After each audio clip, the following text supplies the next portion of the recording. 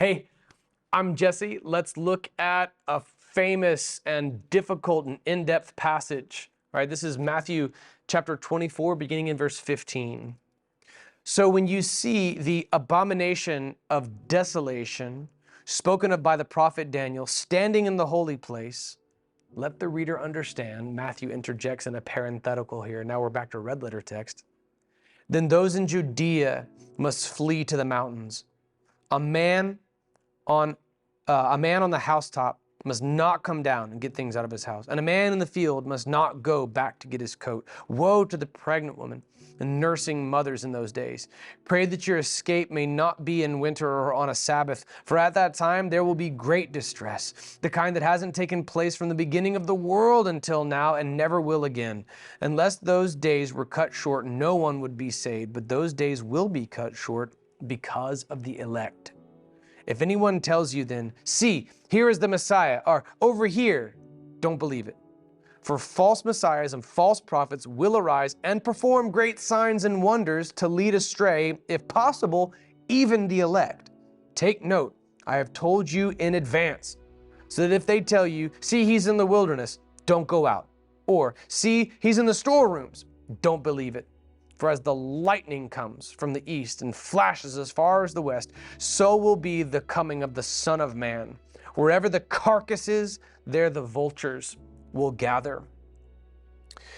These passages likely describe events related to the sacking of Jerusalem in the year AD 70. However, verse 29 indicates that this is also closely associated with the second coming of Jesus. All right, here's the next verse. Immediately after the distress of those days, the sun will be darkened, the moon will not shed its light, the stars will fall from the sky, and the powers of the heavens will be shaken, and the sign of the Son of Man will appear in the sky. All right, so there is a simultaneity to this passage. I've seen a clear case made that this describes the sacking of Jerusalem, but I also see, without conflict, that this also describes the second coming of the Son of Man, right? The second coming of Jesus as parallel to Revelation chapter 19. A duality to such passages is not a new thing in Scripture. When we see the description in Ezekiel of the king of Tyre, Tyre, we also see that it bears simultaneity to the description of Satan himself, the backstory of Lucifer. When we read Psalm 34, we can see a parallel between God's ministry to David and his distress and a prophecy of Christ on the cross. In fact, that passage is quoted by John while giving the passion narrative at the cross. What Jesus has spoken here also begins with a reference in verse 15 to the abomination of desolation. He even says that it's described in the book of Daniel. See Daniel chapter 9, verse 27. That this is spoken of by the prophet of Daniel standing in the holy place. This is describing a period wherein an idolatrous object utterly desecrates Jerusalem. And Josephus, Flavius Josephus, a Jewish historian, identified it as the shedding of priestly blood in the sanctuary several years before the destruction of the temple. You can see that in his writings, War. But Jesus' description of the abomination as standing in the temple describes it as an object and not necessarily an event. So the abomination of desolation could be interpreted as, it's interpreted as the beast, or the Antichrist is colloquially known, standing there proclaiming himself to be God. It's described by Josephus potentially as the massive shedding of priestly blood. But it's also believed to be this desecration of Jerusalem in AD 70. Then those in Judea must flee to the mountains. That's exactly what happened after the sacking of Jerusalem in AD 70. Everybody left town.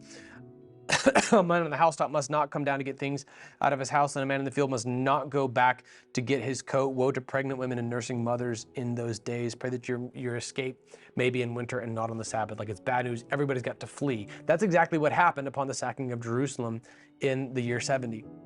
For that time, there'll be great distress that's never been known before. But those days will be cut short because of the elect, the text says. It's a promise by God. It's a good thing too. It's a foretelling of immense distress.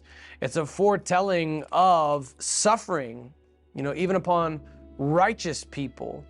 That's incredibly important to remember, because this characteristic of God is often overlooked, and it's referenced more often than anything else. And the reason why people leave the church behind, you have no concept of Jesus talking like this. You've never studied passages like these. He's foretelling of desolation and mass suffering.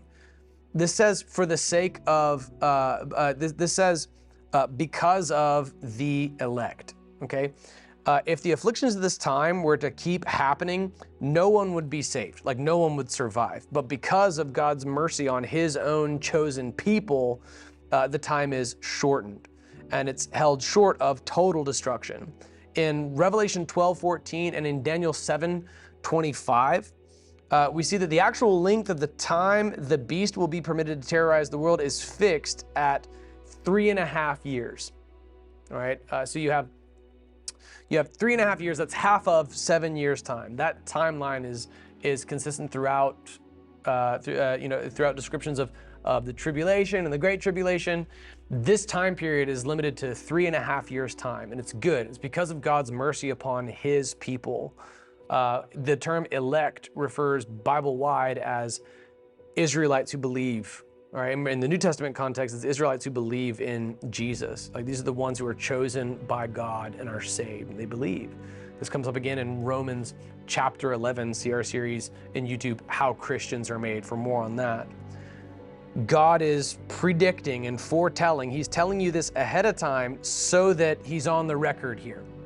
Don't believe people who say, oh, Jesus came back, he's over here, or here's the Messiah over here. I had this discussion last week. It is so maddeningly funny to me that this is so clearly written, and yet it's something that comes up. There's always some wackadoo who comes out to try to predict the second coming of Christ, and he's wrong to have made a prediction at all. Here's Jesus in Matthew 24, verse 23. If anyone tells you, see, here's the Messiah, or over here, don't believe it. Okay? Jesus went on record for this exact reason. When you try to point to Christians making predictions about the second coming of the Messiah, and you use that to try to disprove the Bible, demonstrating the ignorance. You haven't read the book, man.